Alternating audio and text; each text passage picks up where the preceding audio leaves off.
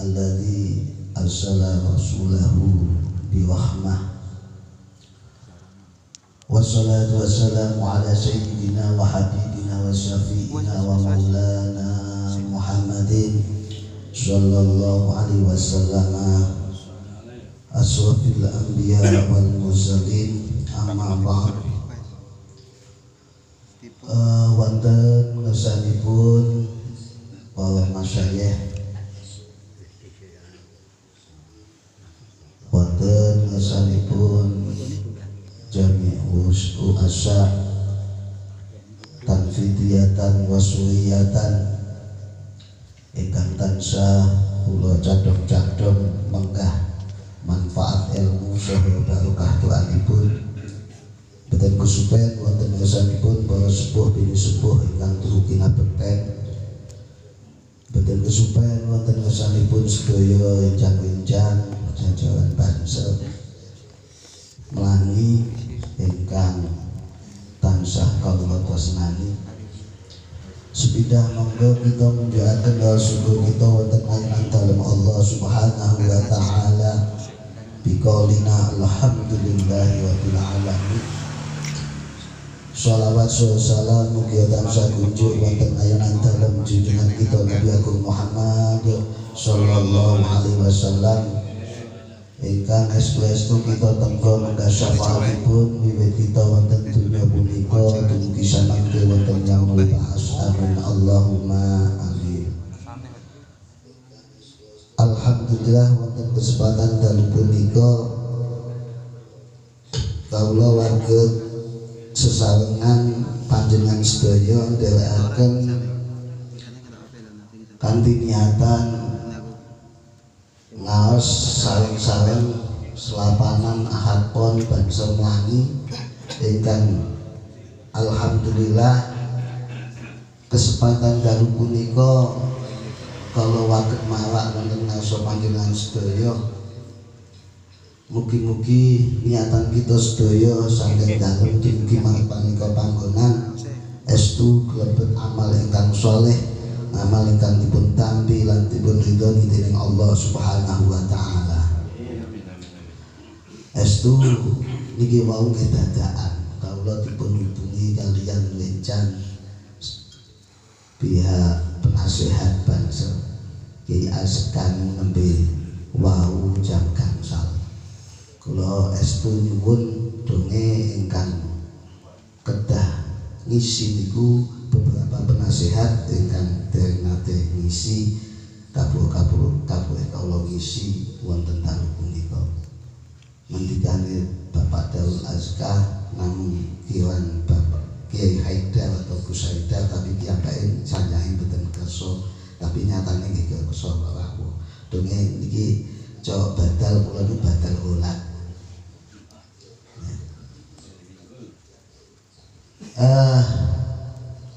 Hadirin hadirat ingkang minulya, pada kesempatan kali ini kula namung badhe ngemotaken kilas balik kita tentang bagaimana kemudian sebenarnya menghadapi satu abad Nahdlatul Ulama, di mana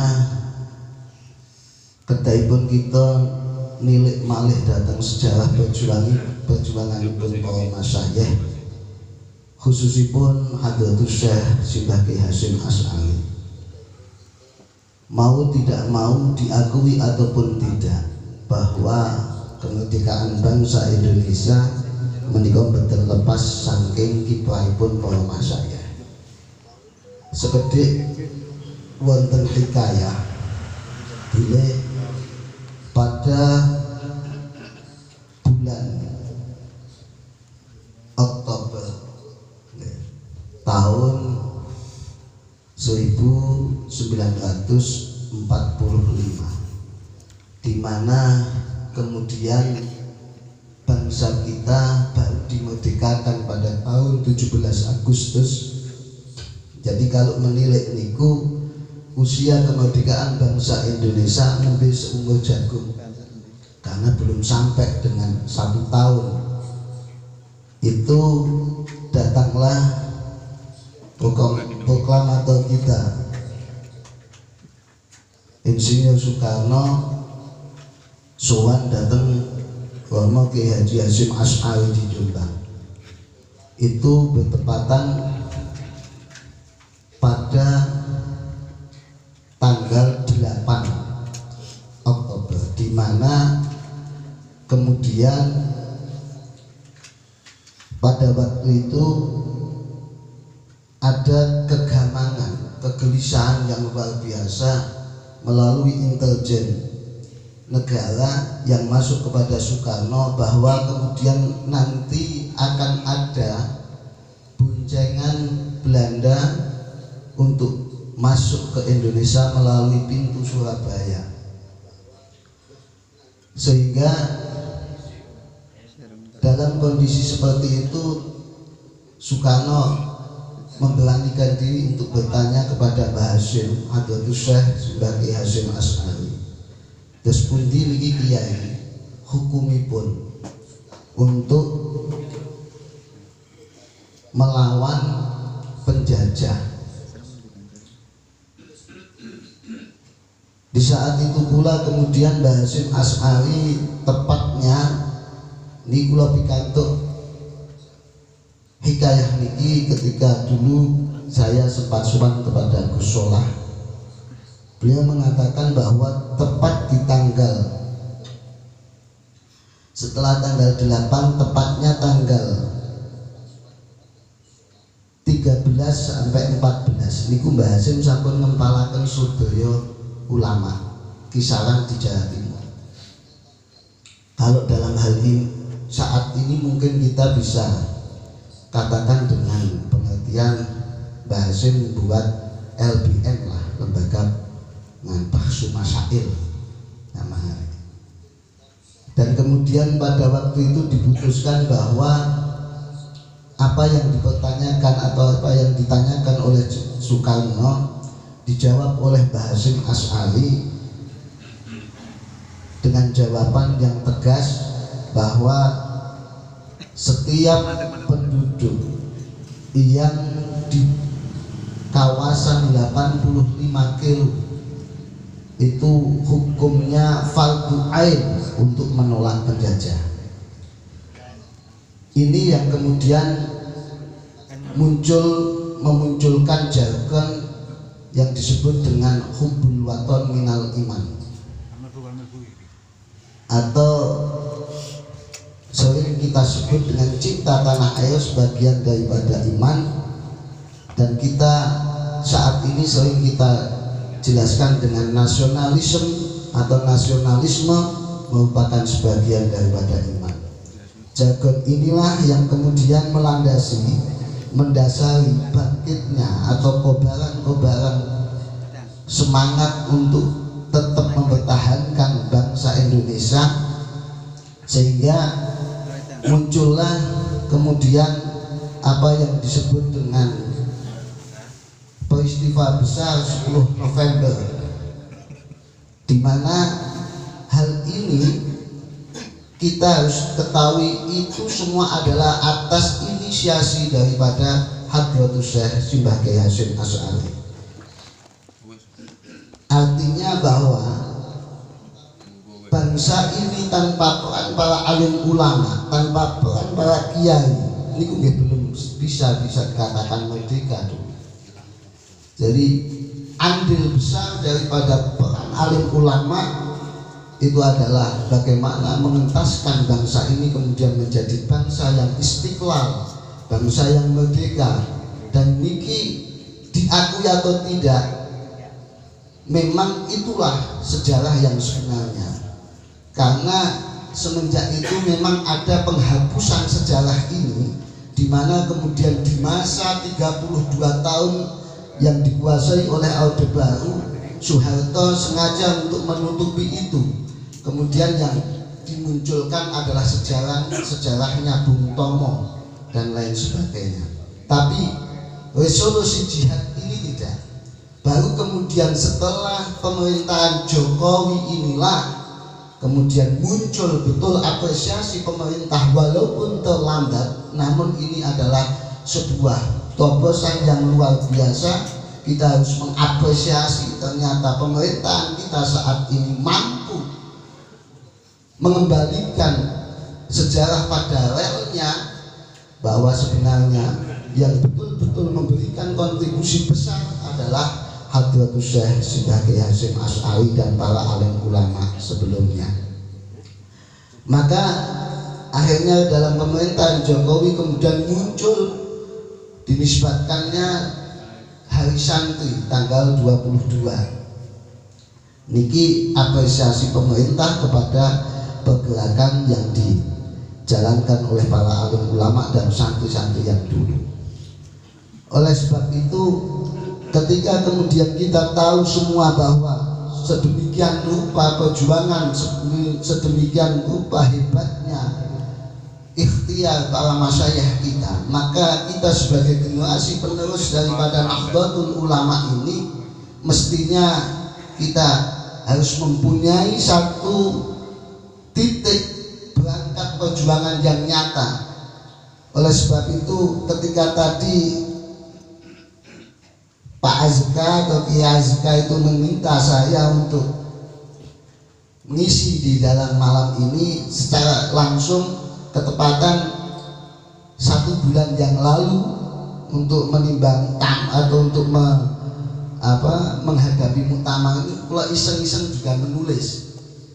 Saya tulis, warga Nahdlatul Ulama harus tahu apa yang Anda lakukan untuk seabad NU.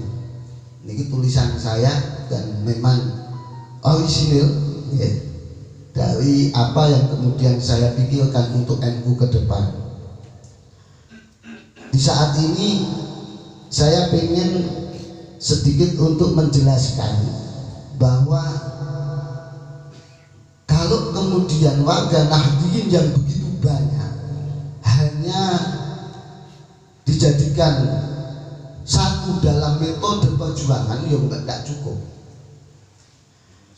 Wadah yang satu juga enggak cukup sebenarnya, karena saking banyaknya warga Nahdliyin. Maka dalam hal ini penting kiranya di dalam berkhidmah di NU niku mboten kedah dengan cara dan media yang sama. Ini yang bisa saya sampaikan di antaranya. Untuk berkhidmah di NU kita tidak harus dengan cara dan media yang sama.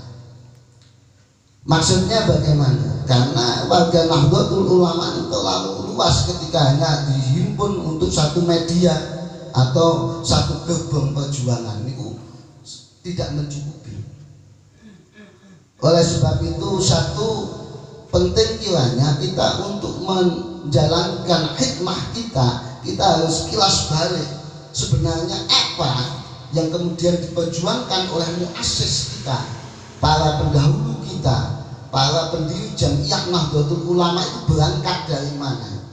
Maka dari situ saya usulkan untuk hikmah itu awal kita harus ada pada tataran 3. Yang pertama adalah tasfiul afkar. Kita harus berkhidmah di dalam tasfiul afkar. Bagaimana kemudian teman-teman BM ini mampu memilah-milah siapa yang kemudian mampu berkhidmah di dalam pendidikan, mampu berkhidmah di dalam segi media dakwah di dalam kehidupannya masing-masing, tapi melalui era kekinian digital misalkan. Ini nanti masuknya di dalam tasfiul afkar, dimana kalau kemudian kita berpijak dalam hal ini, maka kita harus mempersiapkan generasi kita dan beberapa generasi kita yang ada di BM ini mampu kemudian mentransformasikan keilmuannya baik lewat teknologi ataupun yang lain. Ini penting. Jadi yang pertama adalah di tasmiul afkar ke arah pendidikan, keilmuan di pesantren, sekolah-sekolah. Ini kita harus siapkan. Jadi para gus-gus wis hikmahe nang kono kuwi. Ya mulang nang pondoke misalnya Jangan kemudian wis dari Gus gak gelem mulang nang pondok. Itu ya salah. Itu justru merupakan hikmah perjuangan Nahdlatul Ulama di situ. Mengembangkan pondok pesantrennya, kemudian mungkin ketika pondok pesantrennya mempunyai sekolah umum juga harus ada yang terjun di sana. Kita persiapkan generasi muda kita di NU ini, khususnya di Melangi, ada yang nantinya bisa menjadi pengajar di pondok-pondok pesantren baik yang formal ataupun non formal. Ini penting. Kemudian yang kedua soal misalkan kita buat media untuk senantiasa memompa keilmuan tafakuh fiddinnya lewat bahsu masail. Kita punya pakar seperti Pak Azkani yang sudah ada di LBM PBNU. Ini arahnya ke tafsirul afkar tadi. Ini bisa ke sana. Yang kedua, memandang apa yang kemudian dilakukan oleh asis daripada Jam'iyah Nahdlatul Ulama, diantaranya ada Mbah Hasbullah, di mana dia melakukan pemberdayaan ekonomi Nahdlatul Ulamanya dengan sering banyak kita tahu dulu bahwa Hasbullah itu menyisihkan sebagian hartanya hanya untuk membuat kolam yang di pinggir-pinggir Sungai Brantas Kelamba, yang kemudian itu disumbangkan, yang hasilnya nanti sebagian itu untuk organisasi, sebagian lagi untuk menggaji orang yang mengurus di Kelamba tersebut. Ini kemudian berkembang dengan beliau kemudian memunculkan yang namanya Nahdlatul Tujar. Berarti kiprah kita ke depan besok, bagaimana pemberdayaan ekonomi daripada organisasi kita ini melalui Nahdlatul Tujar ini. Kebangkitan perniagaan, kebangkitan ekonomi ini harus sering kita bangun. Maka dari situ penting kiranya yang menjadi pengurus BM itu mampu untuk membaca bahwa bagaimana ke depan generasi-generasi BM ini mampu juga ada yang berkontribusi di dalam ekonomi. Caranya bagaimana? Ya bisa saja dengan cara misalkan kita datangkan tutor-tutor ekonomi, kemudian kita kasih pendampingan sehingga akan muncul bibit-bibit penggarap ekonomi di BM kita yang tercinta ini. Paling tidak yang kedua seperti itu. Di samping itu juga tidak hanya di dalam Nahdlatul Tujar yang kemudian bersekutu hanya dalam ekonomi internal BM, tapi bagaimana ekonomi itu mampu memberikan manfaat kepada masyarakat luas. Eksternal dari BM, eksternal dari NU itu mampu menerima manfaat dari kemandirian Nahdlatul Tujar tadi.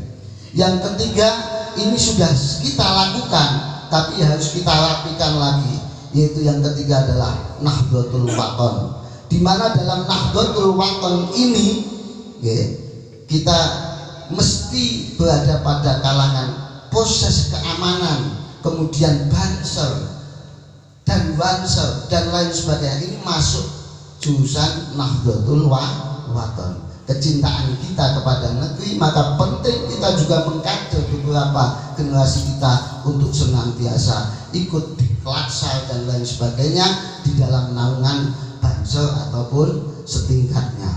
Ini yang menjadi hal terpenting, pijakan 3 dasar, pijakan pergerakan halakah organisasi yang mampu menjadikan kemajuan dalam organisasi. Dalam hal ini maka saya tekankan, monggo segera di dalam banser ini kita bentuk paling betul divisi-divisi itu dan kita gerakkan, karena dengan itu kita sama-sama sudah berkhidmah kepada Nahdlatul Ulama. Terus yang terakhir pesan saya, dari ketiga macam perjuangan dan hikmah untuk NU dan untuk Indonesia ini, yang terpenting untuk Pulau Panjenengan Sedoyo harus ketahui adalah temukanlah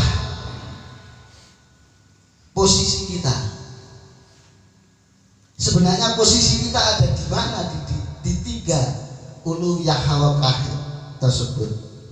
Apakah di Nahdlatul Wathonnya, ataukah di Nahdlatul Tujalnya, ataukah di Tasfiul Afkarnya? Di mana kita posisinya? Kita harus masuk di sana. Niku yang terpenting.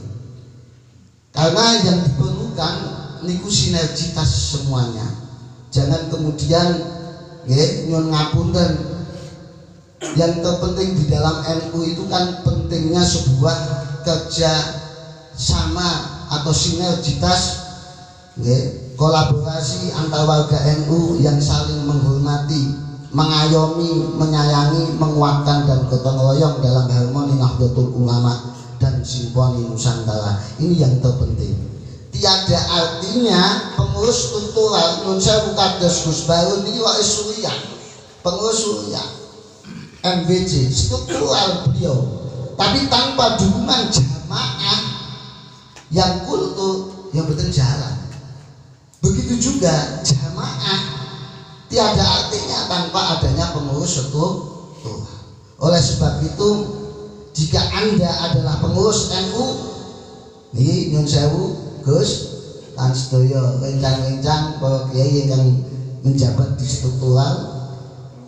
Jika Anda adalah seorang jamaah NU, maka dengarkanlah dan patuhkanlah kebijakan pengurus NU. Tapi begitu juga sebaliknya, jika Anda adalah pengurus NU, maka ikatlah jamaah dan berdayakan mereka secara ekonomi, ideologi maupun yang lainnya. Jadi nonsen ngomong sebagai pengurus NU tapi tidak memberdayakan ekonomi warga jamaah NU dan tidak memberdayakan ideologi warga NU, nonsen. Itu senes pengurus.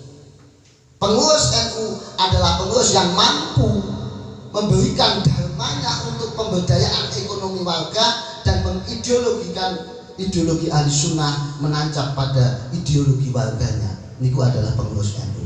Tapi begitu juga sebaliknya, yang sudah menjadi warga NU harus sami'na wa atokna dengan keputusan pengurus Nahdlatul Ulama. Kados niku yang bisa saya sampaikan.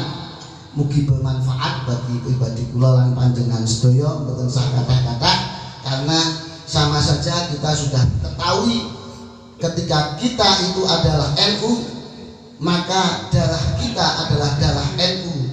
Ketika darah kita adalah NU, maka tanah air kita adalah tanah air yang sama, yaitu tanah air Indonesia. Oleh sebab itu, maka salam dari kami, hubbul waton minal iman, wallahu muwaffiq ila aqwamit thoriq. Assalamualaikum warahmatullahi wabarakatuh.